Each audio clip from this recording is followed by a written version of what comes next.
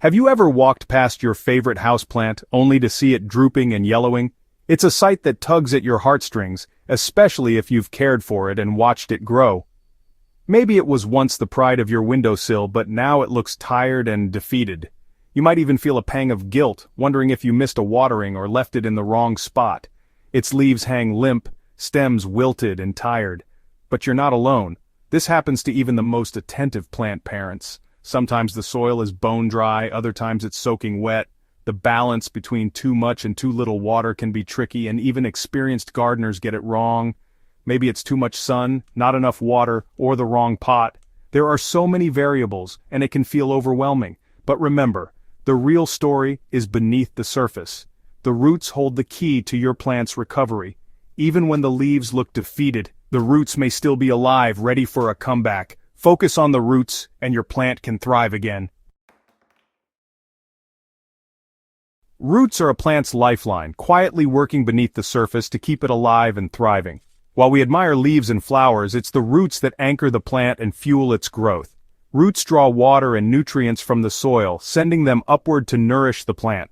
When leaves wilt or yellow, it's often a sign the roots are struggling below. But roots are resilient, waiting for a chance to recover.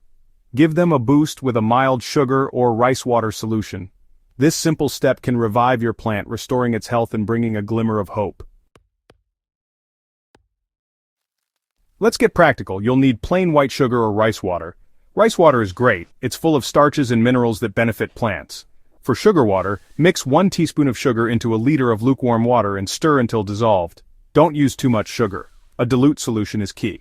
If using rice water, just save the cloudy water from rinsing rice and let it cool to room temperature. Both options create a gentle, energy-rich tonic for struggling roots. This isn't a long-term fertilizer, but a short-term rescue remedy. Once your solution is ready, you're set for the next step, applying it to your plant. Start by trimming away any dead or yellow leaves to help the plant focus its energy. Water slowly with your prepared solution until it drains from the bottom of the pot. Make sure your pot has drainage holes to prevent root rot. Place the plant in bright, indirect sunlight. Avoid harsh sun or drafts. Don't water again until the top inch of soil feels dry. Overwatering is a common mistake. Let the roots breathe. Monitor moisture and light carefully. This creates the perfect recovery environment.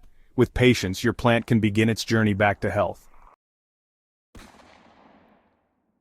In the first week of your plant's recovery, watch closely for small changes, firmer leaves, less droop, or a richer green color. These are the first signs your care is working. By the second or third week, you might see new growth, tiny leaves or shoots pushing out from the stems or soil. If roots are circling the pot or poking out, gently repot into a slightly larger container with fresh soil. Houseplants like peace lilies and spider plants bounce back quickly when their roots have room to grow. After 2 weeks, if you see new growth, start using a diluted liquid fertilizer to support recovery. With patience and the right care, your plant can transform from wilted to vibrant. Just give it time.